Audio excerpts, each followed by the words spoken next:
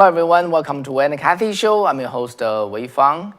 And so today I'll bring you two topics. First has to do with Speaker Pelosi's visit to Taiwan, and we finally have the final word on that. The second is old news, but it's very worth rediscovering, which is the Senator Joe Manchin's blessing of the Inflation Reduction Act. Okay, and then this was basically he okayed it with Senator Schumer about 4 days ago. So with Joe Manchin's blessing, the chance is this Inflation Reduction Act will be passing. Both the Senate and the House in a very quick way, and Biden will for sure sign that and scoring a major victory before the midterm election for the Democrat Party. And what is it really in it? I think it's really worth opening it up and take a detailed look. Anyway, let's first talk about Pelosi's visit for Asia. I don't know how about you guys, okay? Maybe you don't care as much, but literally Chinese all over the world is watching the news on that, the development of whether Pelosi will be visiting Taiwan or not.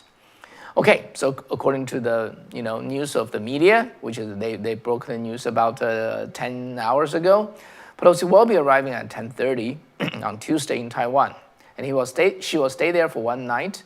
And next morning, in 8 o'clock, he will be meeting with the Taiwan President Tsai Ing-wen. Then my estimate is that he will go to the Taiwan's Congress, because she's the Speaker of the U.S. Congress. So that's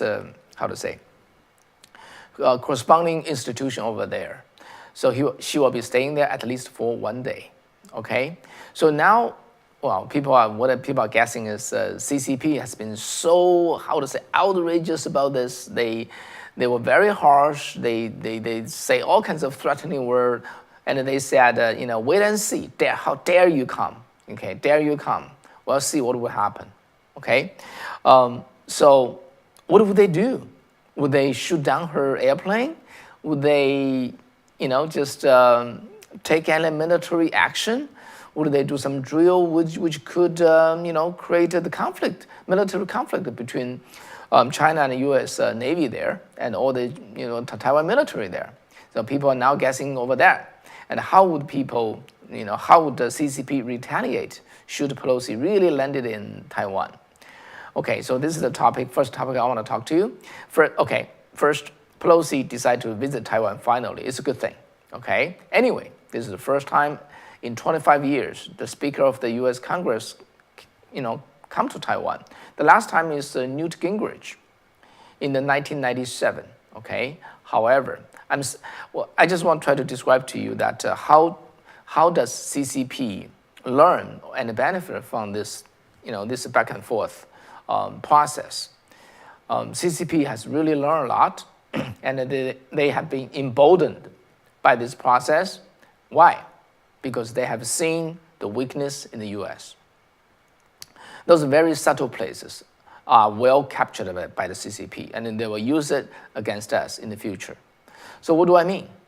All right. So first, okay, in the CCP's eyes, no matter how much they have developed, they become number 2 in economy and also in military power. However, U.S. is by far still number 1.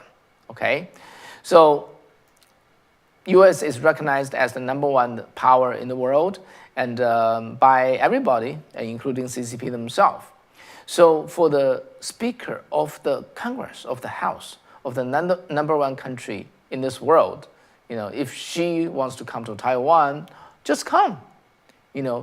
Why should we, care about the objection of CCP? Of course not, unless we're timid, or uncertain, or inconfident, right?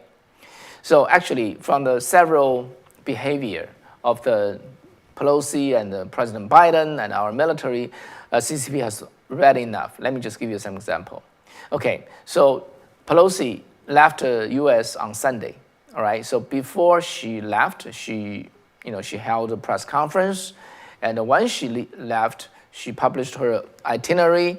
None of them has to do with Taiwan. So in her open itinerary, there's no Taiwan in it. Even now, even now, it was the media's reporting saying that Pelosi is going to Taiwan, but Pelosi and her team themselves never said this. In another word, they want to do it, but they dare not to say it. Okay, this sends a very subtle and a very actually important message to the CCP. Okay, I'll elaborate a little bit later. Okay, the second is now Pelosi is in Singapore meeting with the Prime Minister of Singapore. And then now there's news has leaked out that she's arriving in Taiwan at 10:30 tomorrow night. Is it really 10:30? Nobody knows. Again, there's no public announcement. It's just certain media, maybe they got some, got this from some insiders, or maybe just their guess. Okay. Anyway, this 10:30 thing is not the official announcement. So just think about that. Since you are coming to Taiwan anyway, why do you have to hide this? Does it really matter? What's the message that you're hiding this is being sent? Okay, just think it over. The third one, the Pentagon said, we are monitoring any move by the CCP against Taiwan 24 around the clock. That's the statement of our Defense Department. Well, it looks like okay, right? However, in the ear of the CCP, Chinese Communist Party, and this kind of speech showing that U.S. is very nervous. Okay, we're very nervous. Of course, we're going to monitor their move, their military move, any possible suspicious move against Taiwan, and we just have to do it. We don't have to say it. Why do we have to say everything that we do? Okay, in this kind of situation, we only need to watch them. We don't need to say we're watching them 24 hours. As if when we say that, the impression we cast to the opposite is we are very nervous. We're afraid of them. Okay, the fourth, remember on the July 21st, Biden, said, according to military, they said it's not a good idea to go to Taiwan. We don't know whether Biden is just borrowing, the military's word as excuse, or really it was military's thought. But at least we know our president is feeling kind of timid about this, scared about this. And what about our military? Okay, from our, defense minister and to the chair of the Joint Chief, and from Afghanistan to Ukraine, we see that how careful our military leaders are. They're not tough type. Okay, so their move and also the president's word is also casting a weak, vulnerable onto ourselves. The fifth, Pelosi did not just fly directly from Alaska to Hawaii and to Japan. This is much shorter, okay? She chose to fly from San Francisco to Hawaii to Singapore, and then come from the south, northward, until she goes to like Taiwan and Korea, South Korea, and finally Japan. Okay, this is initially 12,000 kilometers trip. Demonstrate that she wants to take a safe travel route. Well, understandable, right? She's trying to protect herself, but the signal she'll be sending to the CCP is, I'm not, acting like the Speaker of the House of the most powerful nation in the world. Okay, so why do I care about this kind of, traces or little behaviors? Because it has to do with what kind of conclusion that the CCP will draw from such, little details, and it has to do with their act in the future against Taiwan. Okay, and would military attrition or conflict happen this time? I say no. Okay, won't, because CCP is not ready. They have not makes themselves ready. But whether they would invade Taiwan down the road, I said it's very possible. And if that does happen, it has to do with our government's behavior today and the message it is sent. Okay, so why do I say this? Okay, because CCP know that they are not strong enough. They're not as strong as U.S. at this time.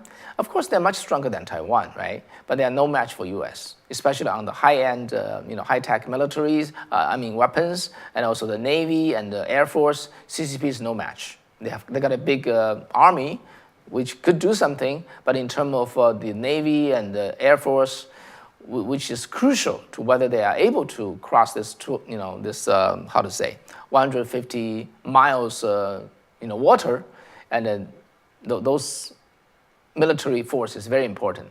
If the U.S. clearly, explicitly said, we're gonna come to protect Taiwan. CCP know that Taiwan cannot be taken. Okay, it's going to be a failure because U.S. is too powerful. So they would only, they would only wage word campaign. They will never wage military campaign. However, if the CCP really read, they are able to read that their opponent, in this case, United States, is weak in its will and its determination, then they think this is worth taking the risk. Okay, so based on this, three phenomenon, traces that I shared with you earlier, I believe that those things CCP also observed. Okay, and then if they link up Taiwan with the Ukraine, with Afghanistan, they would think there's opportunity, there's opening here.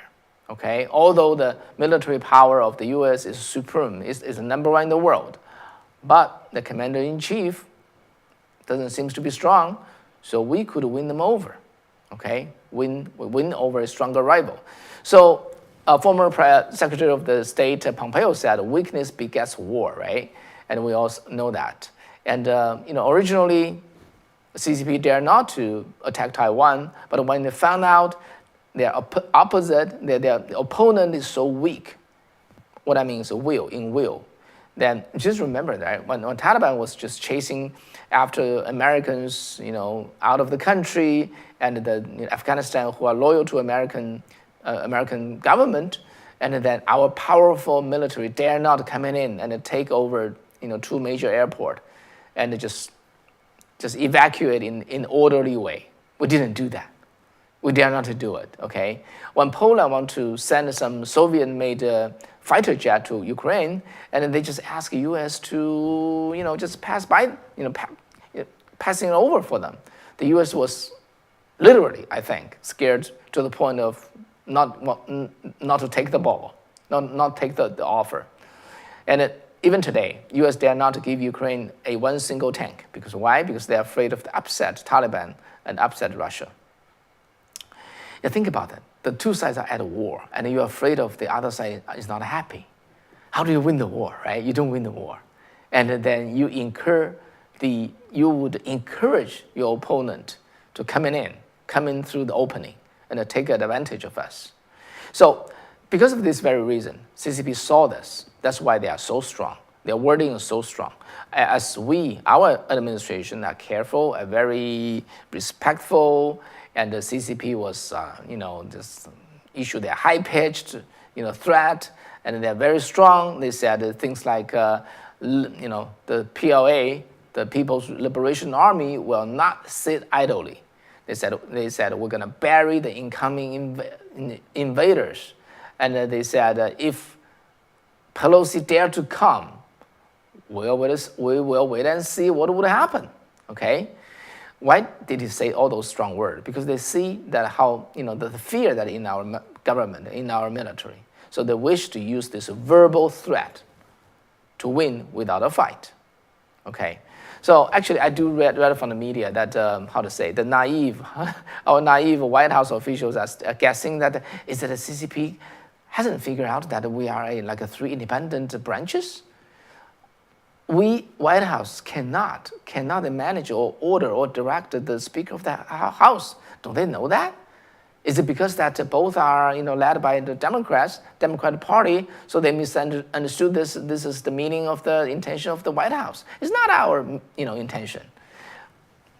My comment is, just sum it up. This is just like a kid's thought. And it is not, it's like a joke, okay?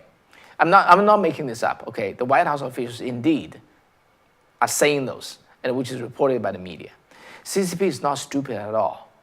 They couldn't possibly, not knowing the situation or say the independence of the Congress from the White House and vice versa.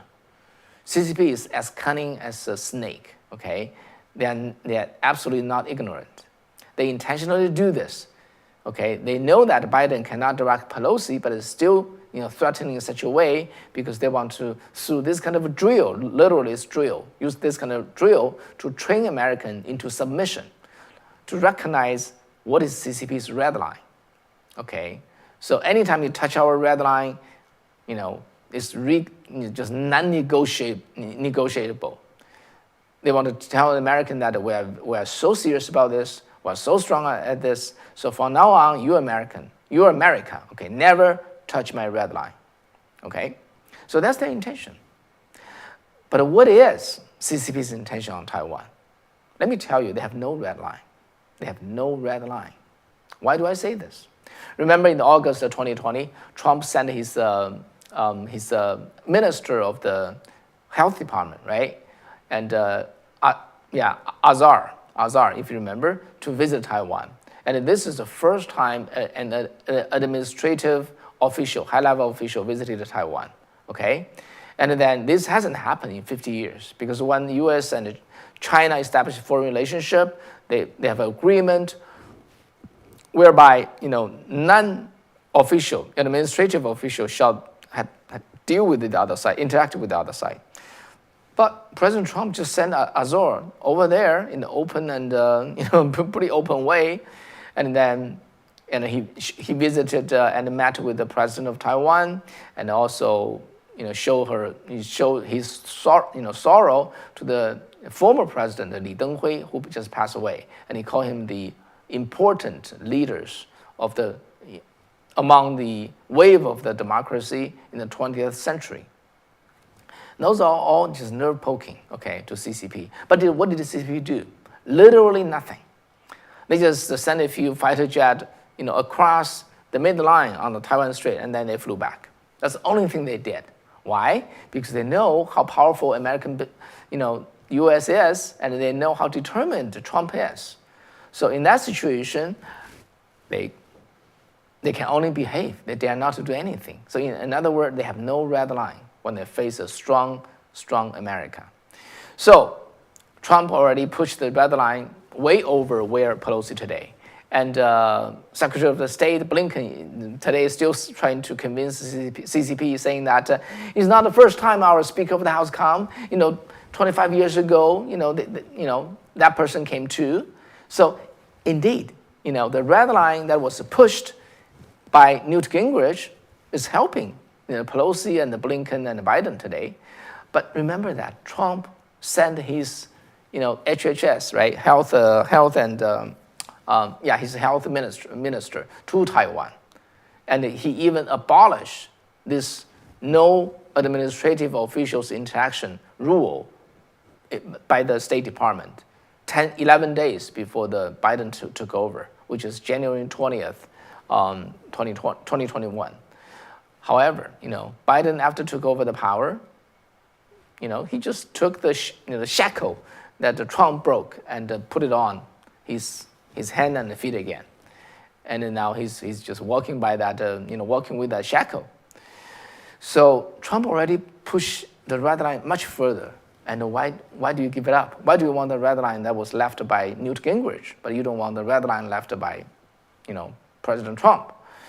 So basically, what I see is behind this Pelosi's visiting Taiwan or not, okay, between the power struggle behind this matter, it is we, the United States of America, keep yielding ground, keep moving back our red line, okay, to the point of literally just let go our position of the #1 power in the world. And the CCP keep pushing their red line, okay? They want to turn Taiwan into something that the U.S. dare not to touch and dare not to support.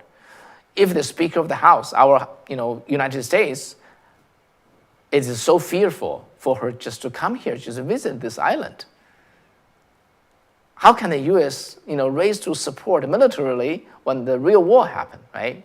It's just very, very unlikely. So anyway, let me describe in summary. Let me describe that the mentality, the thought in the mind of the CCP. The conclusion is U.S. is indeed still very, very powerful, but this administration won't do. Okay, if we really want to risk the war and then take over Taiwan, we got about 25 months time window, which is until 2024. Unfortunately, that's what they thought. All right. Okay, I don't know whether you agree with me and or whether you have any question. If you do, let me open it up. Just let me know, and I can.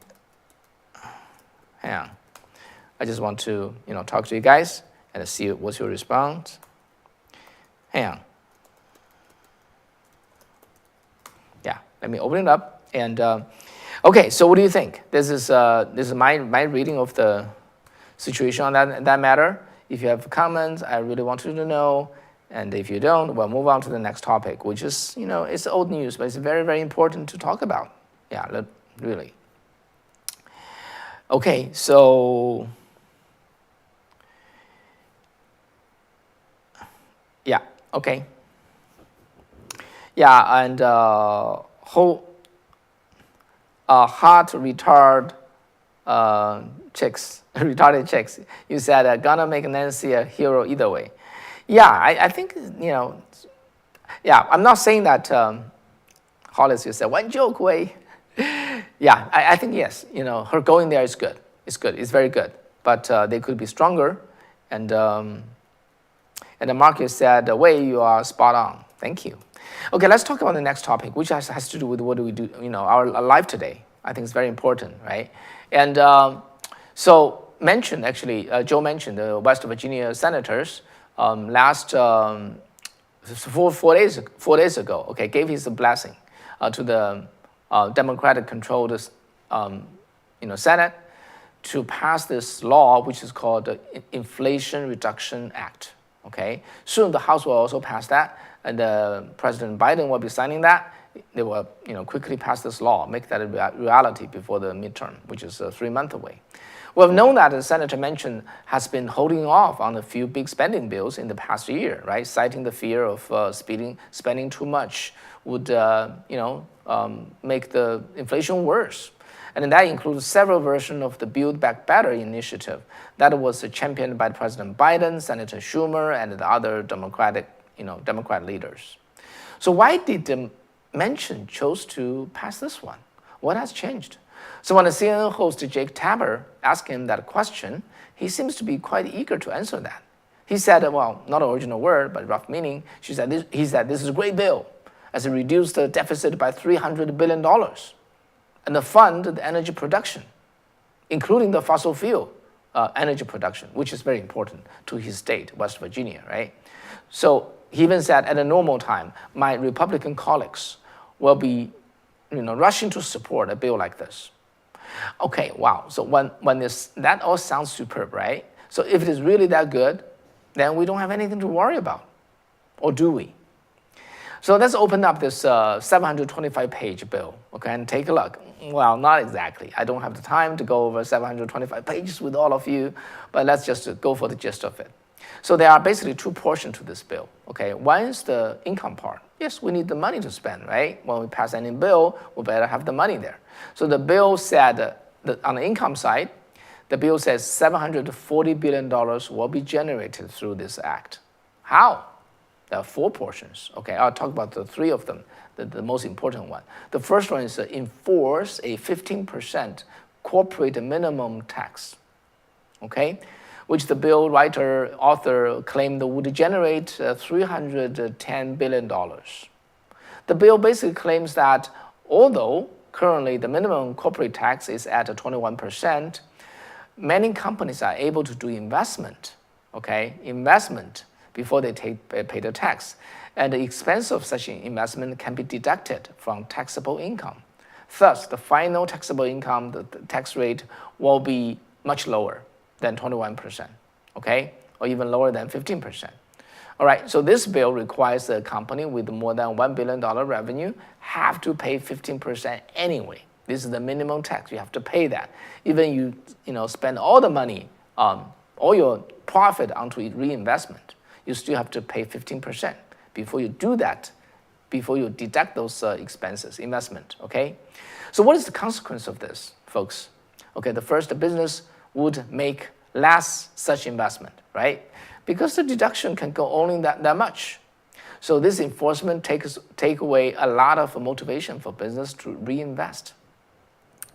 So 15% tax on corporate, corporate book income is actually especially harmful to whom? Do you know? Manufacturing firms. All right. So right after this, this blessing by the Joe Manchin, and And an analysis by Congress's Joint Committee on Taxation, called JCT, which is hardly a place of supply-siders. Okay, they are not conservative. They found that 50%, precisely 49.7, 50% of the tax would hit U.S. manufacturers. Okay, and the National Association for Manufacturers said the tax in 2023 alone will reduce real GDP by $69 billion and cut labor income by $17 billion. Okay, this is the first thing. It demotivate the business from reinvesting. Okay, and finally, they hurt the labor because when the business is not booming, people don't have a salary. Okay, but they claim that this would generate $310 billion and in extra revenue by the government. The second, allow Medicare to negotiate with drug companies on prescription drug price. Well, okay, what does that mean? Medicare, what is Medicare? Since there are more than 90 million Medicare beneficiaries, this so-called negotiation power is literally price control. How can they say no, right? 90 million clients. So in a free market like ours, we should clearly know the harm of a price control. Price control is bad, bad, bad. Okay, we learned this time again in the history. Even I, as grew up in China, never went through any free economy until I came to the U.S. I read enough to understand that the price control never, with all the good intention, literally never deliver. Okay, but the Bill Wright author said this is going to bring in $290 billion in savings, so $290 billion extra for the federal government. Well, that would work. That would never work because they're going to raise the price. First, they're going to raise the price so that you're like a 30% down negotiation will not generate anything. The second, if they are able to indeed force the drug company to sell the drugs at a lower price, they have to cut the R&D. Okay, they won't have enough money to reinvest. So, price control always deliver like this, okay? Something is too expensive, government coming in, saying that the fixed price cannot grow anymore, and the takeaway, just take out the productivity first, the production, because there's not enough, profit to make.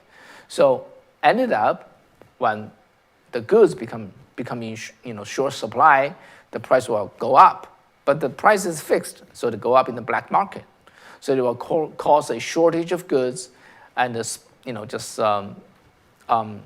spiking price in the black market. It just helped nothing. Let the free market work, please.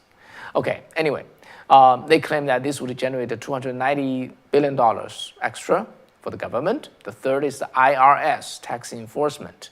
Basically, it's just say IRS got $80 billion, okay? By just doing tighter audit. And while rich people can always hire their accountants to fend this off, average American, they cannot. So anyway, but this idea is to just squeeze $124 billion from this so-called tax loophole. I don't know how accurate that is, where they got this $124 billion. And but anyway, in summary, what are those actions? They're not saving, right? Remember, they do not come from government spend less.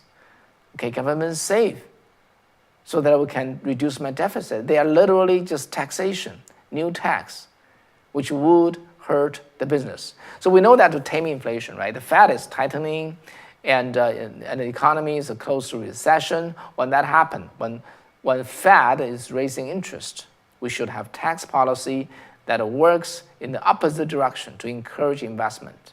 Okay, to prevent recession from happening, to prevent the business from, not investing. However, at this time, as the Fed raised the interest rate, we passed such new taxation bill. What will happen? This is the double blow to our economy. All right, so we talked briefly about this, the income side. So altogether, $740 billion. The first come from this minimum corporate tax. The second come from this price control. The third come from this IRS as tight, more stronger audit. Okay, let's talk about the spending side. There's a spending side. They're going to spend $430 billion. What do they spend? They spend on wind, solar, critical minerals, and biofuels, hydrogen, carbon capture, nuclear, and so on and so forth. Basically, the green energy that's going to spend. Well, how far did it go? The automaker will get $20 billion in cheap federal loans to build clean vehicle, okay? Clean vehicle factories. So, and those car companies, okay, they get $7,500 electronic car credit, okay? And there was this 200,000 up limit, which has been hit by GM, Tesla, and Toyota, okay? However, they want to lift it up. So those car companies, besides this $7,500, the credit, they got more from our tax people, from our tax money. Understand, do you know federal government is engaging things like this? The third, it allocated $40 billion for the so-called Green Venture Capital Fund. Run by whom? Run by our energy department. Again, we're talking about the federal government, a bureaucrat running such a big fund. Will that be efficient? Well, we've learned enough in the recent history of our country. Anyway, the fourth one, they're going to extend the Medicare. It was set to expire this year. They're going to extend it by 3 years. For that, we're going to spend, the federal government will spend another extra $64 billion. So that's where all those spend come from. Okay, so now, how about Joe Manchin's claim that the deficit reduction will be $300 billion? Where does that come from? Remember, the taxation part will raise $740 billion extra income, and then the spending is $430 billion. So you just subtract the latter from the former, you got $300 billion. Okay, so that's where that come from. They just collect more money, raise the tax, and claim that's that would reduce the deficit. So now the next question: what does this fossil fuel production that would benefit West Virginia come from? Well, basically, it's about another bill, as agreement of Manchin blessing this bill. He got another bill as an exchange, and that one was agreed upon to speed up the permitting of the fossil fuel. But the law is not even there. We don't know what's in it. Well, Manchin already okayed this one. So now let's look at the name. The name is called Inflation Reduction Act, right? Inflation Reduct Act. Okay. There's this organization called the Penn Wharton, University of Pennsylvania, the Wharton Business School, the Penn Wharton budget model, okay, which Senator Manchin has been known to watch, examined the details of this very law, the Inflation Reduction Act. And they found that it does not contain any net deficit reduction until 5 years later, 2027. This is the first finding they have. They said the impact on inflation, okay, is statistically indistinguishable from zero through 2031. That's that's a quote from their word. So they said, we don't agree with those who think a deficit reduction leads in a straight line to lower inflation. Now, because we're trying to figure out where does the name come from, right? It's called the Inflation Reduction Act. How does that happen?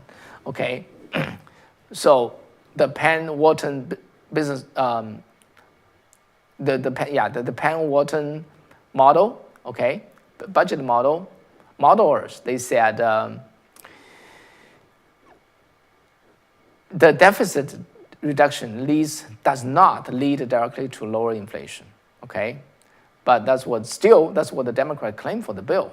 If the first deficit reduction does not come for 5 years, which is 2027, right? Where is the help? What is the help on the inflation today, which we got 9.1, in last month?